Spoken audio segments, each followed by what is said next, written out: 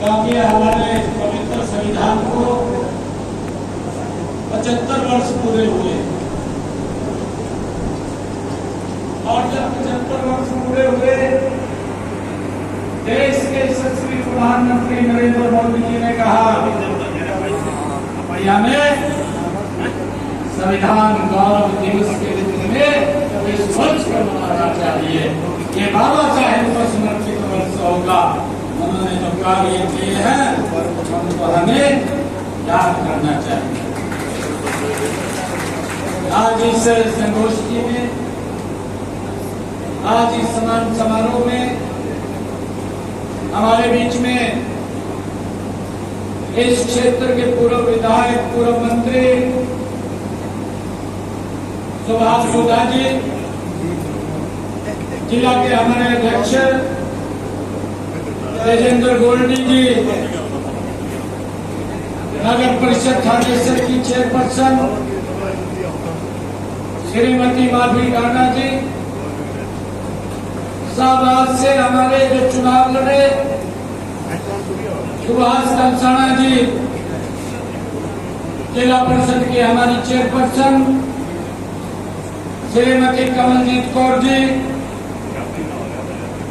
गुरु रविदास सभा के हमारे प्रधान श्यामलाल जी, रामलाल आर्य जी, मलकीत डांडा जी, रविंदर सांगवान जी, सुशील राणा जी, मंच पर विराजमान सभी हमारे पदाधिकारीगण और आज इस सम्मान समारोह और बाबा साहेब को समर्पित इस गौरव संविधान दिवस के अवसर पर इस संगोष्ठी में आप सभी को मैं दोनों हाथ जोड़ करके राम राम करता हूँ।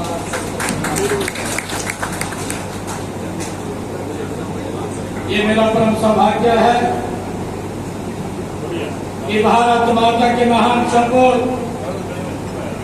भारत रत्न बाबा साहेब डॉक्टर भीमराव अम्बेडकर जी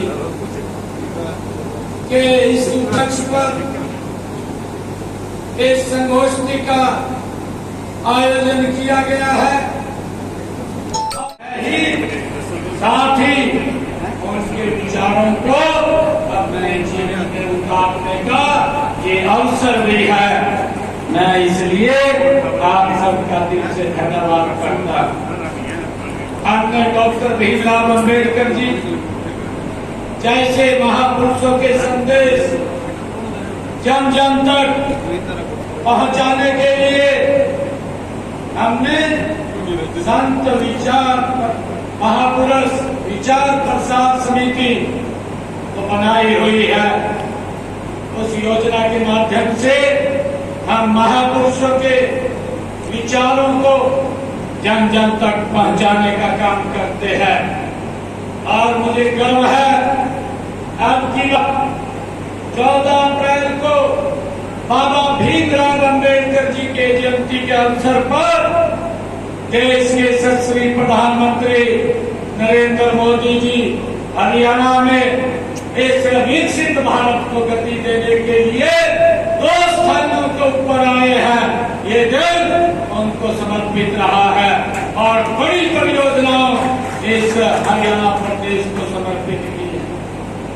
एक हमारा एयरपोर्ट और दूसरा 800 मेगावाट का थर्मल पावर प्लांट देने का काम आदरणीय नरेंद्र मोदी जी ने बाबा साहेब के जन्म दिवस के ऊपर किया है।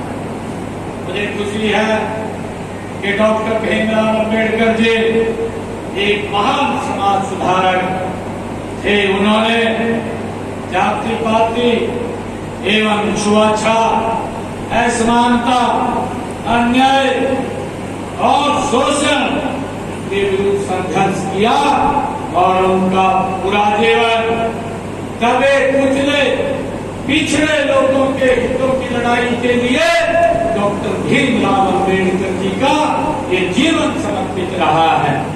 उन्होंने आजादी के आंदोलन में भी बढ़ चढ़ करके भाग लिया।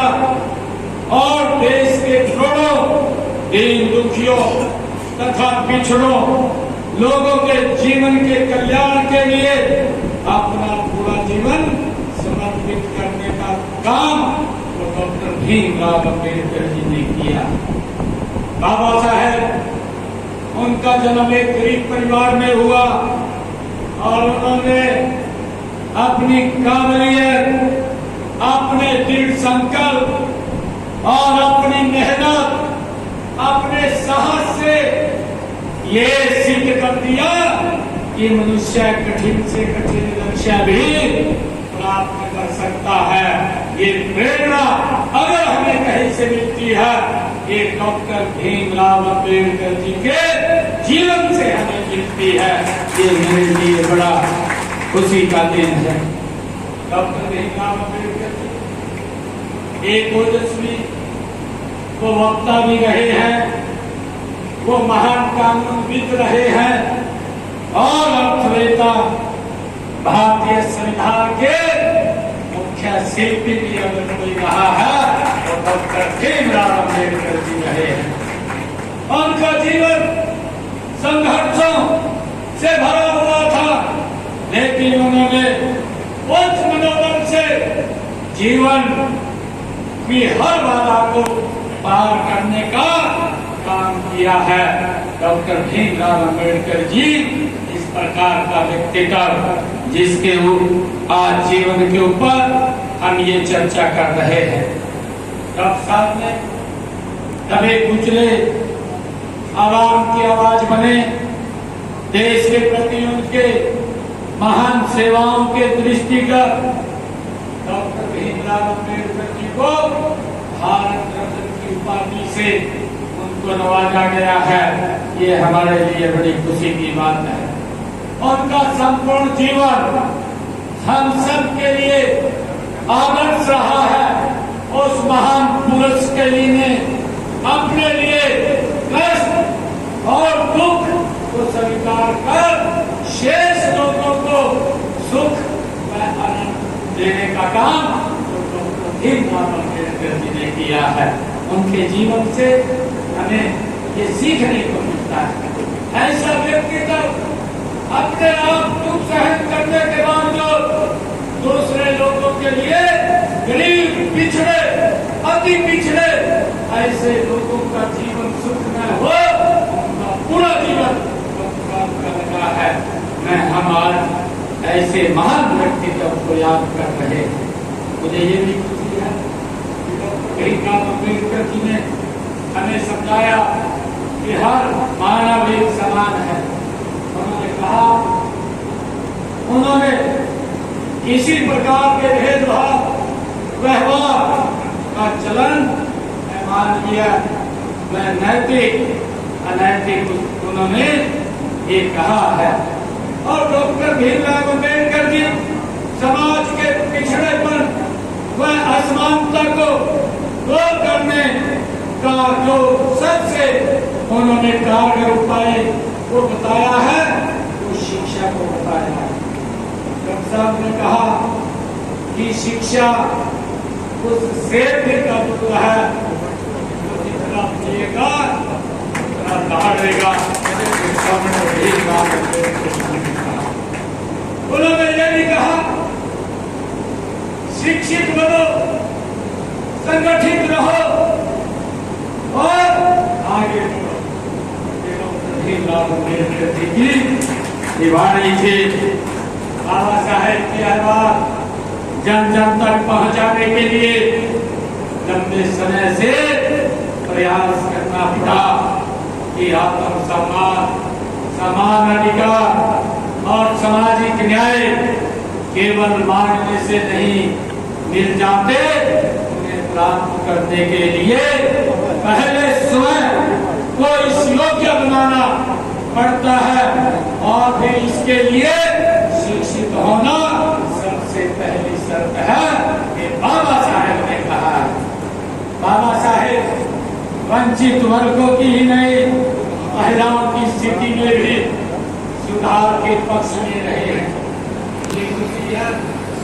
भीमराव अम्बेडकर जी ने जिनको अपना गुरु माना, महात्मा ज्योतिबा फुले, उनका पूरा जीवन दलितों, पिछड़ों, महिलाओं को शिक्षित करने के लिए लगा और उन्होंने सबसे पहले अपनी पत्नी को शिक्षित किया और देश का पहला महिला स्कूल खोलने का काम महात्मा ज्योतिबा फुले ने किया। इससे भी ये कुरीति इस प्रकार की उसको समाप्त करने का काम वो महात्मा ज्योतिबा फुले ने किया और बाबा साहेब भी इस विचार को लेकर आवश्यकता नहीं है, वो किसी की तरफ हाथ फैलाने की भी आवश्यकता नहीं है। हॉस्पिटल में जा करके सिर ऊंचा करके अपना इलाज करा सकता है। ये सम्मान, ये मार्ग अगर कहीं से दिया है मोदी जी ने बाबा साहेब के संविधान और उसका आगे बढ़ाने का काम आदरणीय मोदी जी ने किया। भाइयों, मुझे ये भी खुशी है बाबा साहेब ने जो बात कही थी आदरणीय मोदी जी इस बात के बढ़ाने का काम कर रहे हैं। मुझे बताते हुए खुशी है आदरणीय मोदी जी ने कहा कि हर स्तर पर हमेशा होनी चाहिए, विधानसभा नहीं होना चाहिए। मुझे खुशी है प्रधानमंत्री आवास योजना के तहत अभी जब विधानसभा का सत्र चल रहा था पहले 30,000 लोगों के खाते में 151 करोड़ रुपया प्रधानमंत्री आवास योजना का काम किया। भाइयों, ये रास्ता ये बाबा साहब के द्वारा दिखाया हुआ रास्ता है। गरीब व्यक्ति को कैसे सशक्त और मजबूत किया जाए, उसके साथ भेदभाव ना हो, उसके साथ अन्याय ना हो, उसको न्याय मिले, उसको भी आगे बढ़ने का अवसर मिले। जो काम हमारी सरकार पिछले 10 वर्षों से कर रही है, मुझे बताते हुए याद है प्रधानमंत्री जी ने, भाई मैं आप लोगों के बीच में कहना चाहता हूँ 2014 से पहले इस प्रकार की स्थिति थी। अगर गांव में कोई रिश्तेदार घर पर आ जाता था, भाइयों सुबह उठ करके उसको खेतों में ले जाने का काम करते थे। महिलाओं को पूरा दिन इंतजार करना पड़ता था। इस प्रकार की स्थिति ये 2014 से पहले थी, परंतु आदरणीय मोदी जी ने आकर के हरियाणा को हमने मिलकर के एक कबीले की सरकार के अंदर और ये फ्री किया। आज किसी व्यक्ति को बाहर जाने की आवश्यकता नहीं पड़ती। इज्जत घर देने का काम, महिलाओं को हर घर में शौचालय बनाने का काम ये नरेंद्र मोदी जी ने किया है और ये डॉक्टर भीमराव अम्बेडकर जी ने उसको सम्मान देने की बात कही, उसको आगे बढ़ाने का काम आदरणीय मोदी जी कर रहे हैं। मुझे ये भी खुशी है कि आदरणीय मोदी जी ने, हमारी सरकार ने, अभी आप लोगों ने देखा भी है पीछे कि पहले तो 2014 से पहले भाई नौकरी नहीं मिलती थी गरीब व्यक्ति को।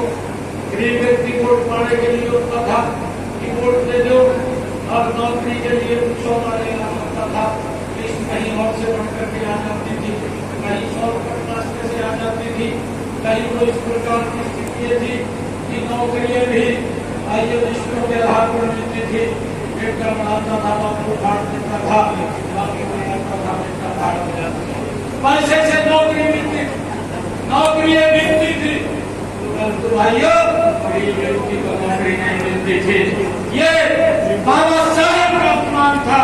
जो लोग आज ये बात करते हैं कि हम संविधान बचाने की जो बात करते हैं, मैं उनसे पूछना चाहता हूँ कि आपके समय के अंदर बाबा साहेब से कितना अपमान उन्होंने सहन करना पड़ा।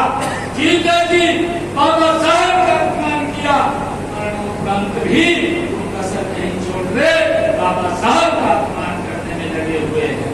भाइयों, आदरणीय मोदी जी ने बाबा साहेब के उन 5 स्थानों को पंचतीर्थ के रूप में विकसित किया ताकि बाबा साहेब को सच्ची श्रद्धांजलि अगर किसी ने दी है तो वो नरेंद्र मोदी जी ने दी है।